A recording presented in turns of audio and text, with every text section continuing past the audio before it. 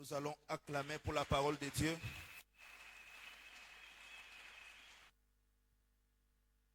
Alléluia. Alléluia. Nous avons nos Bibles pour effectuer quelques lectures. La première lecture, Apocalypse 2, versets 4 à 5. Et la seconde lecture, Ephésiens 1, verset 18. Nous lisons Apocalypse 2, Versets 4 à 5. versets 4 à 5. Nous lisons dans le nom du Seigneur. Amen. Mais ce que j'ai contre toi, c'est que tu as abandonné ton premier amour. 5. Souviens-toi donc d'où tu es tombé, répands-toi et pratique tes premières œuvres. Sinon, je viendrai à toi et j'ôterai ton chandelier de sa place, à moins que tu ne te répandes. Parole du Seigneur. Nous acclamons, c'est la parole du Seigneur. Ephésiens 1, verset 18. Ephésiens 1, verset 18, nous lisons dans le nom du Seigneur. Amen. Et qui illumine les yeux de votre cœur, pour que vous sachiez quelle est l'espérance qui s'attache à son appel, quelle est la richesse de sa gloire, de son héritage qu'il réserve aux saints. Parole du Seigneur. Amen. Vous pouvez revenir sur ce verset. Reprenez la lecture. 1 Corinthiens, chapitre 1, le verset 18. Ephésiens. Ephésiens 1, le verset 18. Et qu'il illumine les yeux de votre cœur, pour que vous sachiez quelle est l'espérance qui s'attache à son appel, quelle est la richesse de la gloire de son héritage qu'il réserve aux saints. Parole du Seigneur. Nous acclamons, c'est la parole du Seigneur.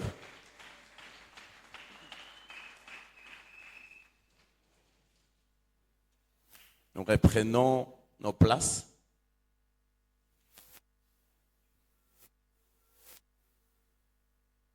Alléluia. Alléluia. Bien-aimés dans le Seigneur, nous commençons par dire merci à Dieu, le maître de temps et des circonstances. Lui et lui seul a permis que ce moment puisse avoir lieu. Lui et lui seul a permis que vous puissiez répondre à sa sainte convocation ce matin. Qu'il soit loué, qu'il soit béni. Bien-aimés, nous sommes là depuis toute la semaine. Nous avons commencé notre séminaire sur le thème « Les 7 églises de l'Asie mineure dans l'église locale aujourd'hui ». C'est ça le thème avec lequel nous allons devoir marcher jusqu'à la fin de ce mois. Le thème que le Seigneur a mis dans nos cœurs pour vous. Alléluia. Alléluia. Bien-aimés, lorsque nous avons commencé cet enseignement, nous avons parlé de quelques objectifs que nous lui avons assignés. Je vais revenir sur certains objectifs seulement, parce que le temps, il nous presse.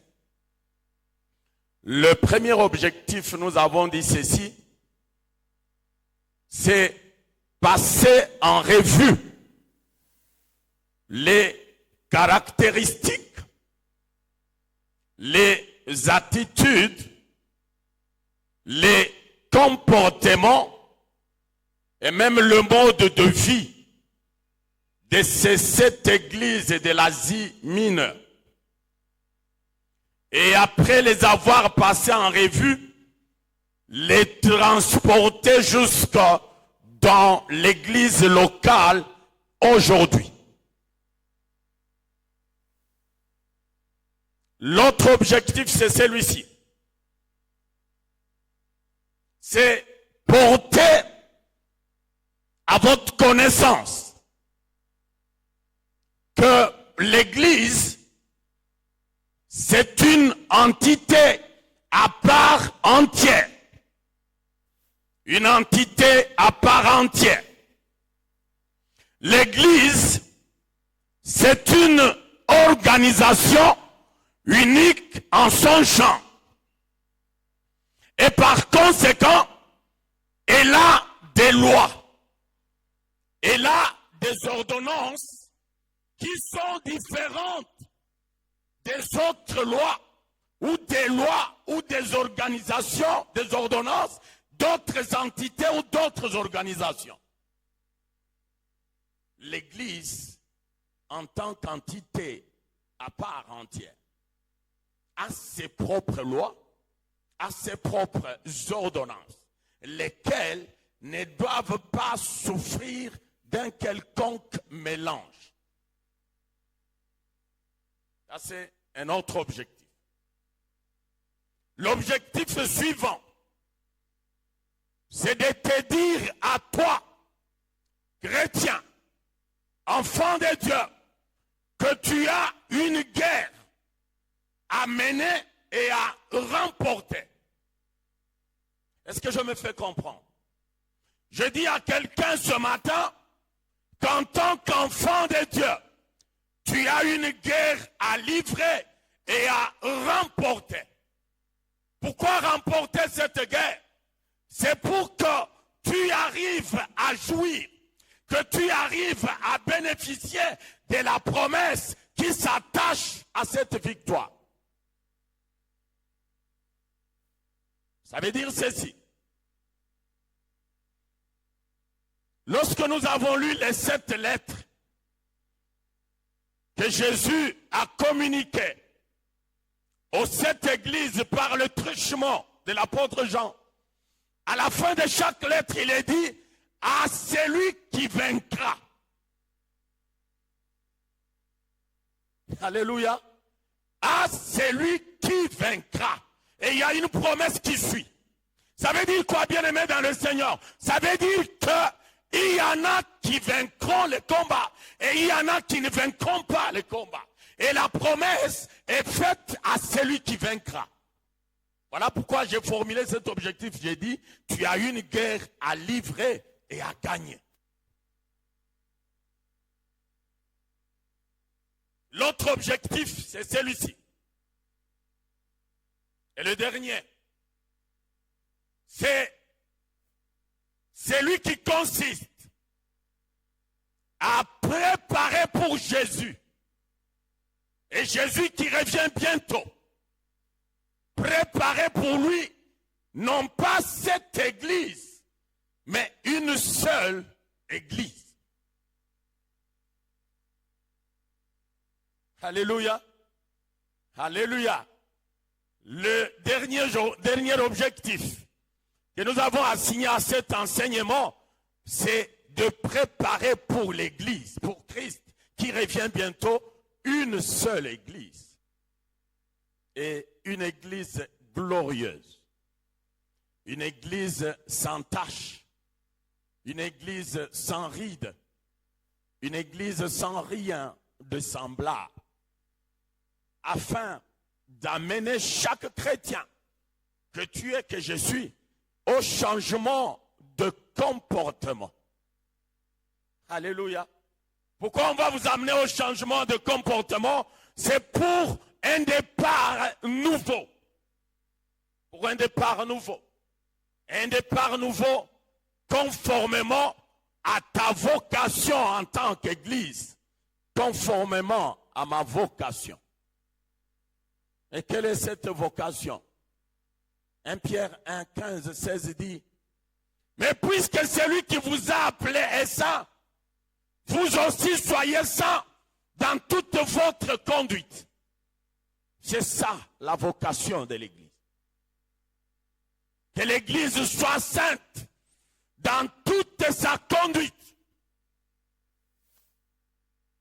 Vous serez saints car je suis saint. C'est ça la vocation de l'Église. Alléluia. Alléluia. Bien-aimés dans le Seigneur, nous avons commencé à passer en revue. Et nous étions sur la lettre adressée à l'église d'Éphèse.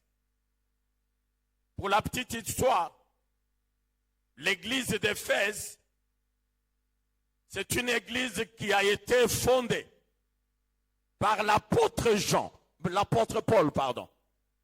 Et il a fondé cette église entre les années 53 et 55 de notre ère, après Jésus. Et après avoir fondé cette église, il a été le premier, l'apôtre Paul, à adresser la toute première lettre, ou l'épître que nous appelons l'épître aux Éphésiens. Il a écrit cette épître aux Éphésiens. C'était en l'an 60. Et la Bible dit ceci, ou l'histoire biblique dit que Paul a écrit cette épître aux Éphésiens pendant qu'il était en prison, pendant qu'il venait de connaître son premier emprisonnement par les Romains, en l'an 60. Paul a connu son premier emprisonnement entre 60 et 62 à Rome. Et bien-aimé dans le Seigneur, pendant que Paul était en prison, c'est en ce moment-là qu'il a écrit l'épître qu'il a adressé aux Éphésiens. Imaginez-vous quelqu'un qui est en prison.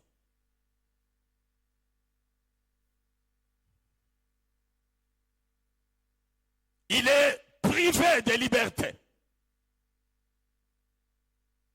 Il est dans les quatre murs. Il est dans une résidence surveillée. Mais malgré cela, Paul a écrit aux Éphésiens. Malgré cela, Paul a servi le Seigneur tout en étant dans la prison. Alléluia. Ça, c'est de la bravoure.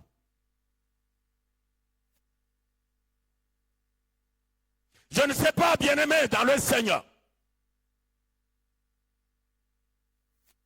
Toi qui ne sers pas Dieu au motif que tu as une telle situation qui ne te permet pas de servir Dieu. Je me dis ce jour-là, on te sortira Paul. On te le montrera. On te le dira. On te dira, Paul était emprisonné, mais cela ne l'avait pas empêché de servir Dieu. Ce matin, je viens te dire, pendant les moments favorables, sers Dieu. Pendant les moments non favorables, sers Dieu.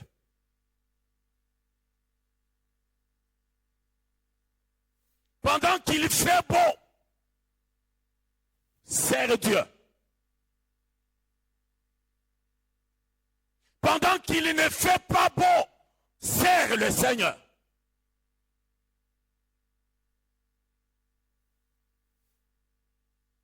Genèse 49 dit, c'est l'œuvre de l'Éternel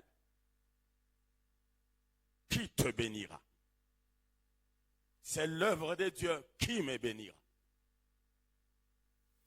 Sois prêt, bien-aimé dans le Seigneur, pour servir Dieu. Sois prêt pour rendre tes services, tes bons, tes beaux, tes loyaux services. Sois prêt pour les rendre à Dieu. Paul écrit cet épître. Et il écrit cet épître avec un triple objectif. Et le premier objectif, c'était de pouvoir aider les chrétiens ou les convertis de pouvoir progresser dans la connaissance spirituelle de Dieu, mais aussi dans la connaissance spirituelle de l'Église. Le premier objectif. Le deuxième objectif, c'était de promouvoir l'unité entre les saints gentils et les juifs. Et le troisième objectif, c'était de pouvoir encourager les chrétiens, les encourager à résister à toutes les puissances du mal. C'était ça le troisième objectif.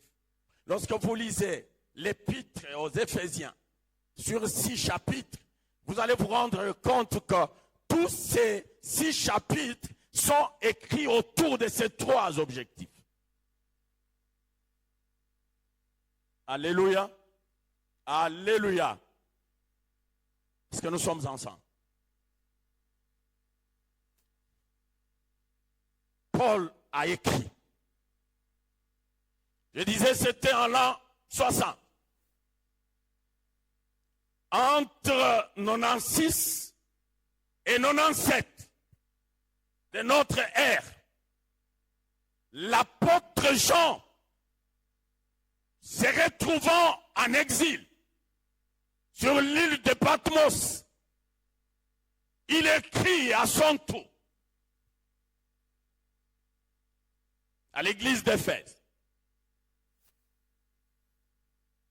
Lorsque vous lisez Apocalypse, chapitre 1, verset 9, l'apôtre essaye de dresser le contexte. L'apôtre Jean. Il dit ceci. Il dit, moi, Jean, votre frère, qui est part avec vous à la tribulation et au royaume et à la persévérance. Je vais d'abord m'arrêter là-bas. Lui, il est sur l'île appelée Patmos. Il écrit à l'église d'Éphèse. Il écrit la lettre. Mais en commençant, il dit ceci. Il dit, moi Jean, votre frère, qui est part avec vous. Il a part à quoi? Il dit, à la tribulation. Il ne s'arrête pas là-bas. Il dit, j'ai aussi part avec vous au royaume. C'est comme sur une ligne de temps. Le point de départ, le point A, c'est la tribulation. Il trace sa ligne jusqu'au point Z. Et là, c'est le royaume. Entre le point B et le point Y, c'est la persévérance. La persévérance. Pourquoi il parle de la persévérance? C'est parce qu'il sait que pendant cet intervalle de temps, pendant cette ligne de temps, il y aura la persécution. Il dit, en dépit de la persécution, il faut persévérer. Il a su que pendant ce temps, il y aura les outrages contre les chrétiens. Il dit, en dépit de ces outrages, persévérez. Pourquoi vous allez persévérer? Parce que le royaume vous attend. Il y aura les calamités, il y aura les épreuves, il y aura les tentations de tout genre. On va vous rejeter, on va même vous emprisonner, mais que ces choses n'arrêtent pas votre marche. Vous avez seulement à persévérer. Alléluia. Alléluia. Il y a un chemin qui amène au royaume. Il y a un chemin qui conduit au royaume. Il y a un chemin qui conduit à la gloire. Et c'est ce chemin ici que Jean s'est mis à décortiquer en faveur de ses frères. Il dit, persévérez. Alléluia. Persévérez. Parce que votre persévérance va vous amener jusque dans le royaume. J'ai dit ceci. Qui vit dans le royaume? Le royaume est réservé à qui? Il y a quelqu'un qui peut me répondre. À qui est-ce qu'est réservé le royaume? Je veux que ça vienne de vous, ma soeur, mon frère. Pardon? Alléluia. Le royaume vous est réservé. Gloire à Jésus. Gloire à Jésus. Le royaume vous est réservé. Et pour y arriver, il y a une marche. Pour y arriver, il y a une voie. Il y a un trajectoire qui est déjà tracé. Le chemin est déjà tout tracé, bien-aimé dans le Seigneur. Et le point de chute, le point culminant de ce chemin, c'est le royaume.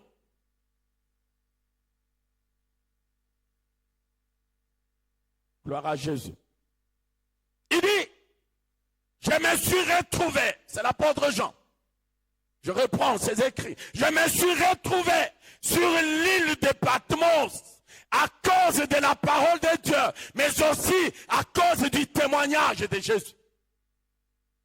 Ça veut dire quoi? Ça veut dire que toi, qui cherches à mener une vie pieuse, attends-toi à la persécution. Mais lorsque cette persécution viendra, qu'elle ne t'arrête pas, mais que tu persévères, parce que le royaume t'attend. Jean dit, je me suis retrouvé en exil à cause de la parole, à cause du témoignage de Jésus. Bien-aimé dans le Seigneur, le monde dans lequel tu vis, ce monde ne t'aimera pas. Si tu t'attends à ce que le monde t'aime, si tu t'attends à ce que le monde t'applaudisse, tu attendras longtemps. Et ça veut dire quoi? Ça veut dire lorsque le monde t'applaudit, tu parles le même langage avec lui. Lorsque le monde t'applaudit, t'acclame, ça veut dire que tu pactises avec le monde. Ça veut dire que tu marches ensemble avec le monde. Voilà pourquoi c'est seulement à cette condition que le monde peut t'applaudir. La Bible dit quoi? Si tu es en amitié avec le monde, automatiquement tu es en inimitié avec Dieu. Automatiquement. Si tu t'es fait ami du monde, sache que tu as fait de toi ennemi de Dieu. Ennemi de Dieu. Gloire au Seigneur. Gloire à Jésus. Jean se retrouve exilé. Il dit, pendant que j'étais là, je fus ravi en esprit. Aujourd'hui, Seigneur, Dieu l'a ravi en esprit pendant qu'il était sur l'île de Patmos. Et lorsqu'il est ravi en esprit, il dit, il entend une voix forte, avec une forte tonalité, comme celle d'un grand tonnerre, d'une grande trompette. Là-bas, qu'il lui dit, Jean, écris ce que tu vois. Mais par écrit ce que tu vois. Il dit, écris cela dans un livre. Et après avoir écrit cela dans un livre, transmets ce livre à cette église, à l'église d'Éphèse, à l'église de Smyrne, à l'église de Pergame, à l'église de Thyatire, à l'église de Sardes, à l'église de Philadelphie et à l'église de Laodicée. Écris, et puis après avoir écrit, tu leur transmets cela. Parce que c'est pour eux. Jean a écrit. Et nous avons dit ceci. L'approche que Jean a utilisée, lorsque vous lisez toute cette lettre, l'approche est la suivante. Premièrement, il y a le destinataire de chaque lettre. Deuxièmement, on fait une description de Jésus avec quelques attributs. Troisièmement, il y a les éloges. Dieu fait les éloges à ces églises. Et quatrièmement, il y a les reproches. Après les reproches, il y a l'exhortation. Après l'exhortation, il y a la promesse. Voilà le plan que Jean a suivi. J'ai dit qu'il y avait quelques exceptions à ce plan. Parce que lorsque vous arrivez au point sur les reproches à ces églises, il y a l'église de Smyrne, il y a l'église de Philadelphie qui n'avait pas été reprochée par Jésus. La première exception. La seconde, l'église de Laodicée. Cette église n'a pas eu un seul éloge. Voilà l'exception, la seconde exception. Jean a écrit. Écrit à l'ange. Nous avons expliqué qui est-ce qu'un ange. On ne saura pas y revenir, on n'a pas le temps. Écrit à l'ange de l'église d'Éphèse. Cette église que Paul a fondée. Cette église qui a connu le soutien de plusieurs grands serviteurs de Dieu. Paul a séjourné là-bas lors de son deuxième voyage missionnaire. Lors de son troisième voyage, il a passé quelques années là-bas. Il a fait un travail de titan là-bas. La Bible dit pendant ce temps, il y a eu beaucoup de changements dans le chef des Éphésiens. Il y a eu les magiciens, les sorciers qui ont sorti leurs livres. Et la Bible dit, ces livres valaient de fortune. À l'écoute de l'évangile, ils ont tout sorti et tout a été brûlé.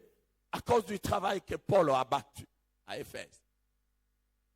La Bible dit, il y a eu même des moments où on pouvait utiliser les linges ou les mouchoirs de Paul qui étaient en contact avec Paul. Et lorsqu'on va les mettre, les poser sur les malades étaient guéris. Même les possédés, les démons, les mauvais esprits quittaient ces gens. Éphèse a parlé d'elle. C'était une grande église qui a connu aussi la visite d'Apollos. Timothée lui-même était là. On signale aussi le passage de l'apôtre Jean dans cette église. Aquilas, Priscille, tous ces gens ont fait à ce que cette église d'Éphèse ait une grande renommée, un grand impact. Ils ont eu à beaucoup travaillé. Et cette église a vécu, bien entendu, à Éphèse.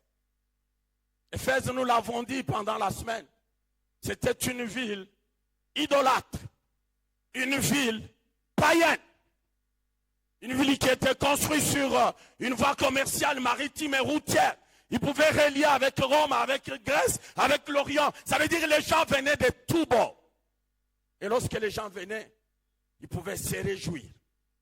Ils pouvaient avoir des moments d'avoir des ambiances. Éphèse lui-même, la signification signifie désirable. C'est ça ce que le mot Éphèse signifie. Ça veut dire tout ce que l'on pouvait désirer. On pouvait le trouver à Éphèse.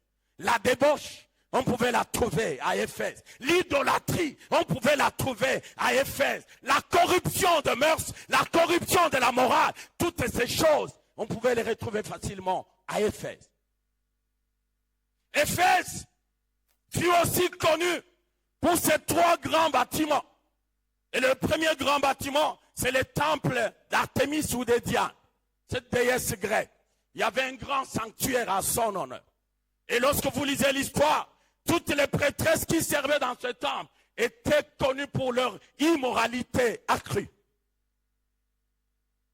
Il y avait aussi le théâtre. Il y avait aussi la bibliothèque de Celsius. J'ai dit, c'est comme aujourd'hui, la tour Eiffel. Lorsque vous arrivez à Paris, vous arrivez là-bas pour montrer que réellement vous êtes arrivé à Paris. Vous allez vous faire photographier devant la tour Eiffel. C'était le cas. Tout celui qui arrivait à Éphèse, il fallait qu'il arrivât au niveau du temple d'Artémis. Il fallait qu'il arrivât au niveau du théâtre et même au niveau de la bibliothèque de Celsius. L'histoire enseigne même que ça faisait partie de cette merveille du monde de l'époque. C'est ça, Éphèse. Cette ville au sein de laquelle a vécu l'Église. Mais la Bible dit quoi, bien-aimé dans le Seigneur? Cette Église a persévéré. Cette Église a enduré. Cette Église, la Bible dit, Elle ne pouvait pas supporter les méchants. Cette église, la Bible dit, elle a mis à l'épreuve ceux qui se disaient des apôtres et qui ne l'étaient pas au finish. Ça veut dire que c'est une église qui était assise. C'est une église qui était enseignée. C'est une église qui avait une bonne base. L'église d'Éphèse.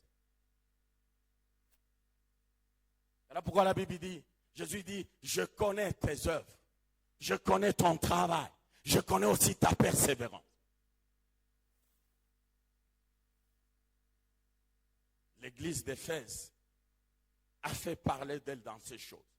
La piété, la sanctification. Cette église, elle avait la haine des œuvres des Nicolaïtes. J'ai dit ceci. Nicolaïte signifie le vainqueur du peuple. Nicolaïte fait allusion à tout ce qui peut triompher des enfants de Dieu. C'est le péché, les fausses, les mauvaises doctrines, les tentations et toutes les choses semblables. L'église d'Éphèse marchait dans la haine contre les œuvres de Nicolaïte. Je lui dis c'est bien beau, parce que moi aussi j'ai haï ces œuvres.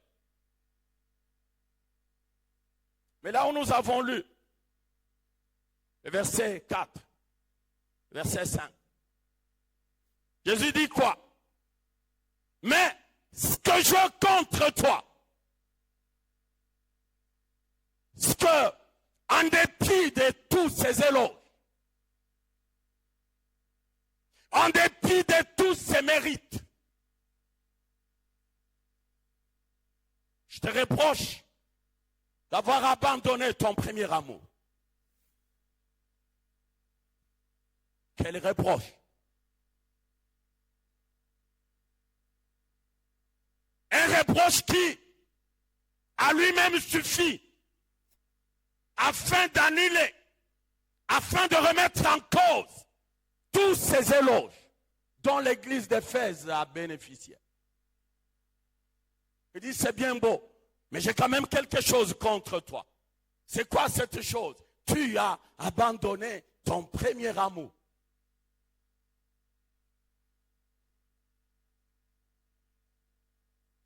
Alléluia. Alléluia. Abandonner. Abandonner, c'est laisser. Abandonner, c'est renoncer à quelque chose. Abandonner, c'est quitter quelque chose. Abandonner, c'est aussi ne plus s'intéresser à quelqu'un ou à quelque chose. C'est ça, abandonner. Il dit, tu as abandonné ton premier amour. Ça veut dire que tu as renoncé à ton premier amour. Et c'est quoi le premier amour? Le premier amour, bien-aimé dans le Seigneur, c'est cet amour débordant. Cet amour avec lequel l'Église a reçu l'Évangile. L'Église a reçu Jésus. C'est cet amour. Un grand amour.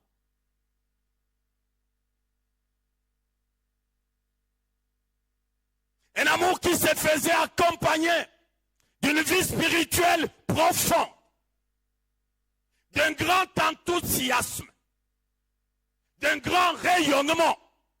Voilà ce qui accompagnait ce premier amour. Le premier amour, c'est cet amour qui se faisait accompagner de beaucoup de sacrifices que tu étais en train de faire. Les sacrifices que tu faisais pour Dieu. Et parce qu'il y avait cet amour, aucun sacrifice n'était trop grand. Aucun effort n'était pas pénible. Pourquoi? Parce qu'il y avait cet amour, ce grand amour.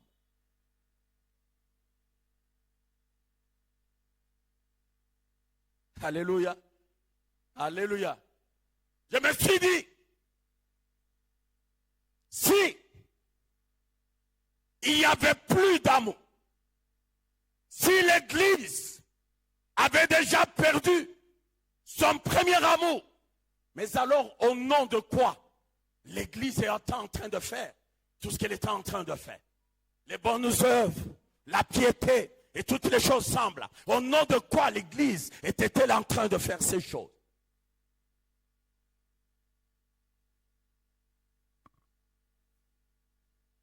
Alléluia. Alléluia.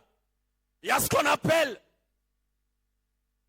l'obéissance routinière. C'est au nom de ça que l'Église était en train de mener tout ce qu'elle était en train de mener.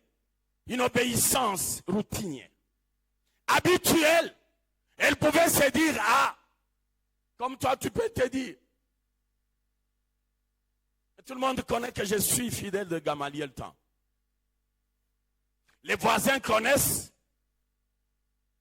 Mes collègues de service connaissent. Mes collègues de l'université savent que je suis fidèle de Gamaliel Temps.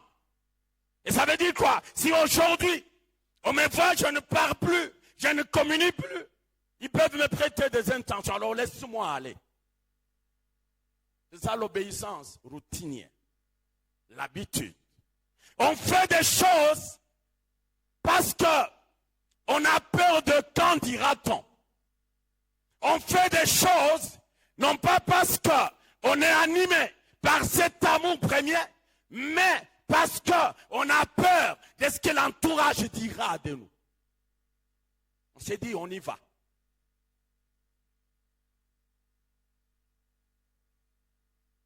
Alléluia. Alléluia. Allons-y seulement. Nous allons pour juste le formalisme, pour accomplir la formalité. On y va seulement. Tu as abandonné ton premier amour.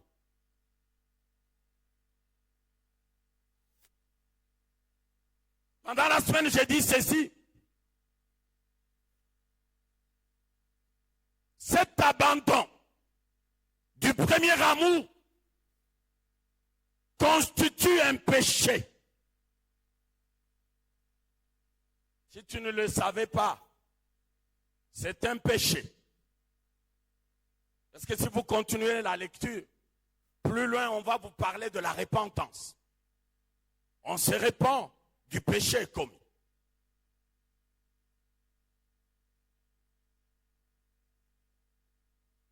Jacques 4, 17, il abonde dans le même sens.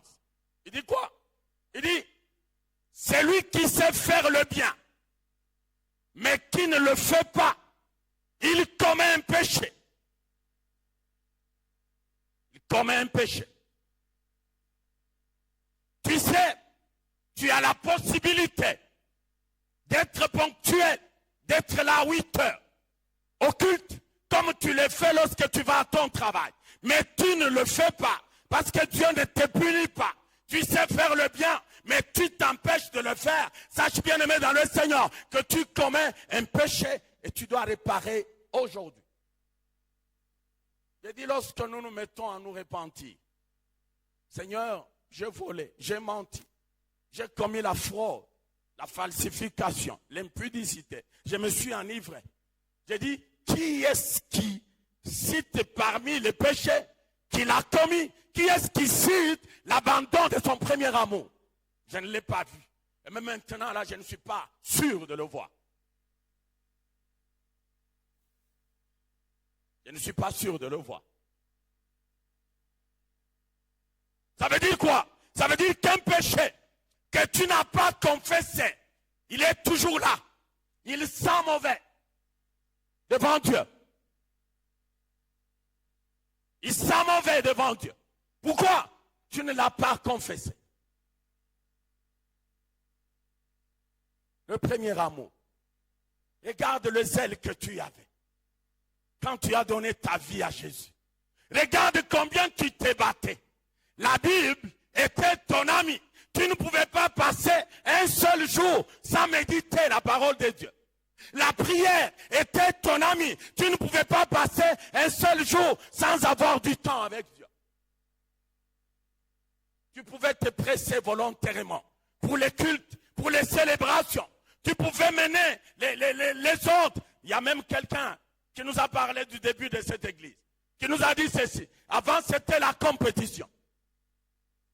On va voir qui est arrivé. Attends, en commençant par la dévotion matinale. Il y en a qui faisaient la compétition. Celui-ci est venu à 4 heures aujourd'hui, alors que le culte c'est à 5 heures. Il m'a gagné. Je me dis, demain, je vais le gagner, il va me trouver. Demain, il vient à 4 heures. Il me trouve que je suis là depuis 3 heures. La compétition. Pourquoi? Parce que le premier amour était là. Aujourd'hui, je l'ai dit pendant la semaine, il y a des bien-aimés avec les réseaux sociaux.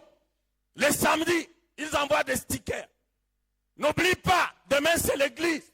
Demain c'est le culte. N'oublie pas ta Bible. N'oublie pas ton offrande. Ne sois pas non plus en retard. Pourquoi ça? Effectivement parce que le premier amour n'est plus. Le premier amour n'est plus. On commence à nous rappeler. On commence à nous réveiller.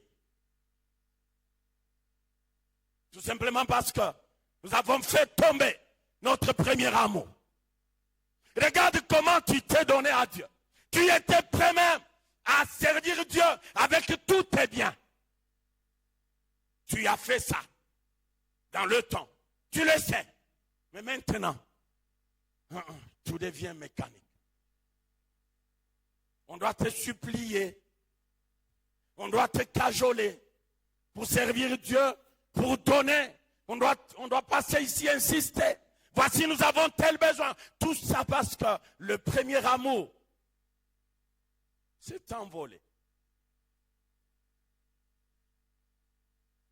Tu pouvais dans le temps, tu quittes le travail, mercredi, vendredi, même si tu sais que je vais arriver en retard, je vais arriver à la fin du culte, mais tu y arrivais tout de même. Tu y arrivais. Pourquoi tu n'arrives plus? Tu as perdu l'amour que tu avais au début. C'est ce que la Bible du Semeur dit. Le premier amour, c'est l'amour qu'on avait au début. Tu n'as plus cet amour. Voilà pourquoi l'engouement, les ailes, n'est plus. C'est parti. On doit commencer à t'efforcer. On doit commencer à t'étirer. Comme si on tirait, je ne sais pas, une charrette, un chariot. On doit commencer à te rappeler que demain c'est le culte. Toi qui avais à tout moment la Bible dans tes essais, aujourd'hui on commence à te rappeler, ah, n'oublie pas ta Bible, hein, n'oublie pas. N'oublie pas. Le premier amour est parti. Tu vas te repentir aujourd'hui. Vous savez, lorsqu'on parle de la repentance, il y a des étapes.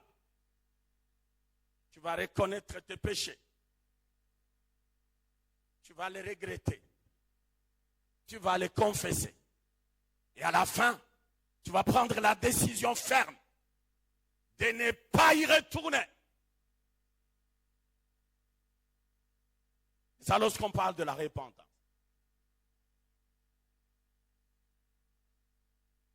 Alléluia. Alléluia. Jésus dit,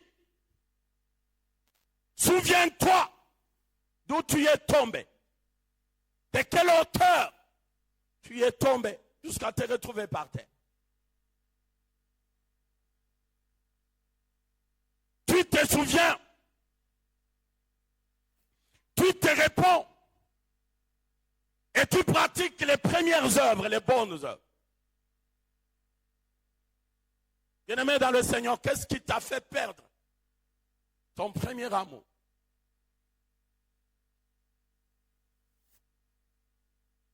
Est-ce la sécheresse? Est-ce le chômage, le manque, la disette? Est-ce la tribulation, la persécution? Est-ce la faim? Est-ce même l'abondance? Est-ce ton travail? Est-ce tes affaires qui t'ont fait perdre ton premier amour? L'abondance, tu te retrouves dans l'abondance. Tu te dis, qu'est-ce que j'irai encore chercher dans le temple, dans la maison de Dieu, auprès de Dieu? Qu'est-ce que j'irai encore chercher là-bas? Tellement tu as tout. Tu peux manger 4-5 fois à satiété. Et le reste demain, tu vas jeter. Tu dis, à ceux qui partent, ce sont des gens qui ont encore faim. Ils ont faim. Ils ont faim, c'est pour cela qu'ils partent dans des églises. Moi, je suis déjà arrivé. Comme ces riches-là qui a dit, maintenant, je peux manger de mes économies, de mes efforts. Insensé qu'il était, oubliant que demain ou après-demain, Dieu pouvait retirer le souffle. Qu'est-ce qui t'a fait tomber de là jusqu'au... Romains 8, 35. Qui nous séparera de l'amour de Dieu?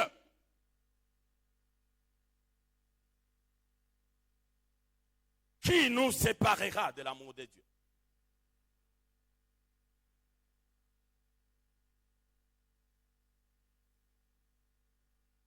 Qu'est-ce qui t'a séparé de l'amour de Dieu?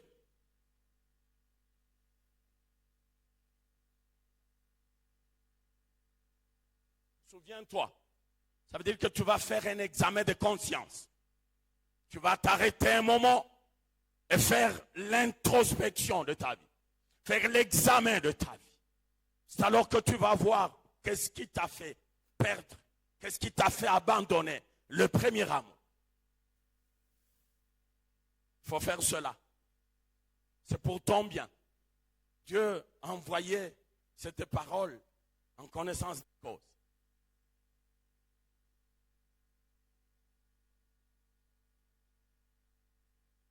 Il dit, répands-toi et pratique tes premières œuvres.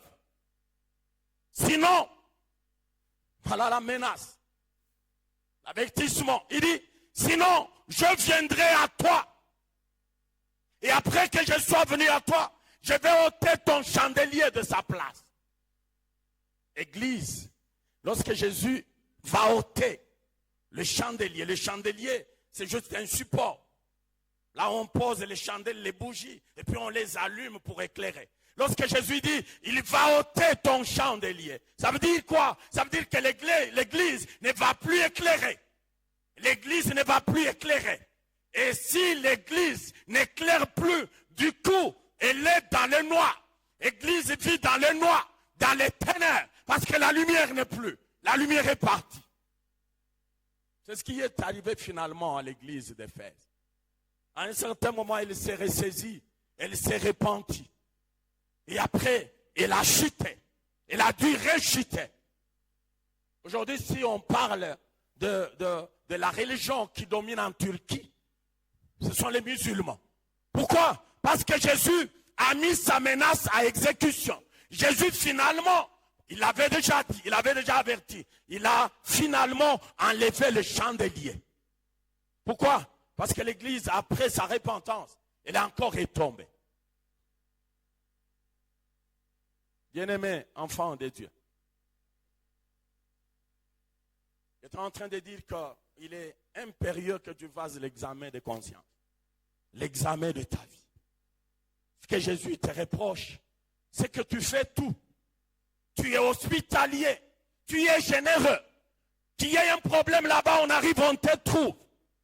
Mais à quoi tout cela rime? Tout cela rime à quoi? S'il n'y a pas d'amour. 1 Corinthiens 13, 13, il dit, les trois choses qui demeurent. Il y a la foi, l'espérance, il y a l'amour. Mais là, la plus importante, c'est l'amour. Voilà la place que Dieu donne à l'amour. Ça veut dire lorsque tu fais tomber ton amour, tu te condamnes à ne plus rien avoir.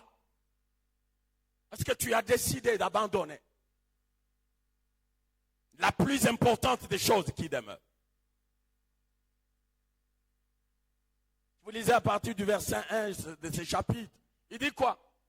Paul dit quoi? Il s'adresse aux Corinthiens. Il dit, lorsque je parlerai les langues des hommes, les langues des anges, si je n'ai pas d'amour, je ne suis qu'un airain qui résonne, une cymbale qui retentit. Pourquoi? Il n'y a pas d'amour.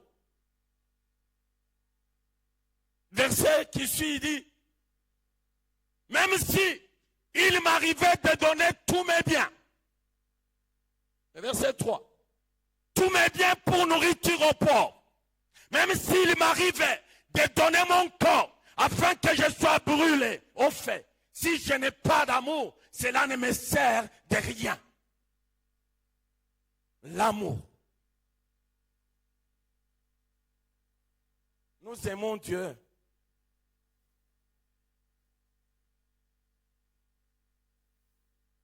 Où nous devons l'aimer. Où nous devons le réaimer. Parce que c'est lui qui nous a aimés le premier. Qui nous a aimés le premier.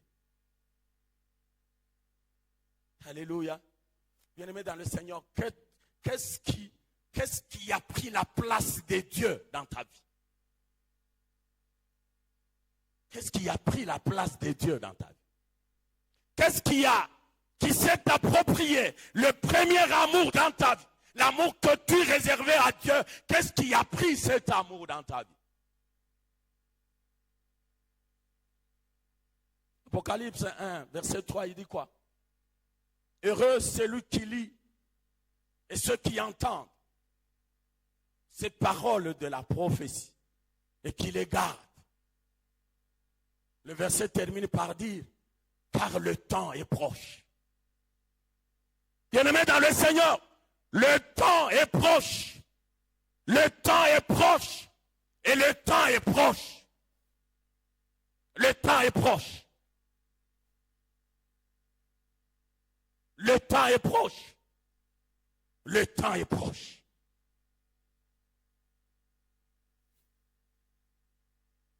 À quoi est-ce que ça servirait à un homme de gagner même le monde entier et que cet homme perde son âme au finish? À quoi ça lui aura servi? À quoi ça lui aura servi?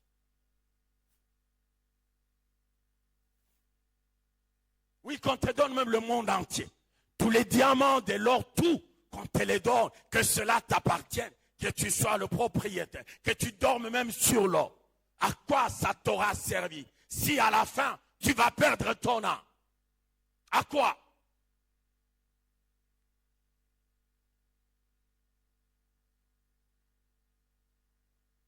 À quoi?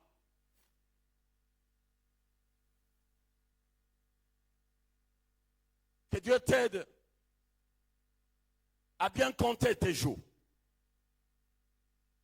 Jésus revient. Il est à la porte.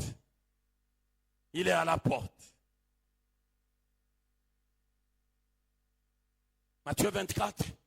Étaye les signes. Énonciateur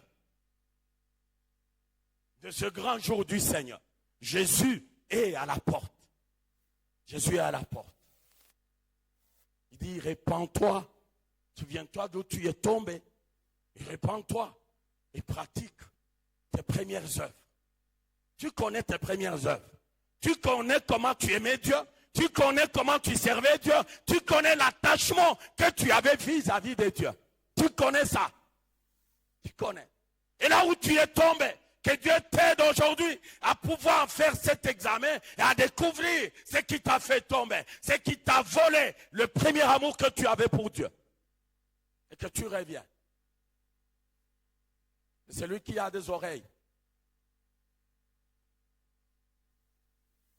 Dans le dernier verset, le verset 7, Apocalypse 2, verset 7, il dit que celui qui a des oreilles entende ce que l'Esprit dit aux églises. Il continue de dire à celui qui vaincra. Que Dieu t'aide à vaincre. Alléluia. Que Dieu t'aide à vaincre. Parce qu'il y a une promesse qui s'attache à cette victoire. Aussi longtemps que tu n'auras pas vaincu, tu ne pourras pas jouir de cette promesse. Tu ne pourras pas bénéficier de cette promesse. Que Dieu vous bénisse.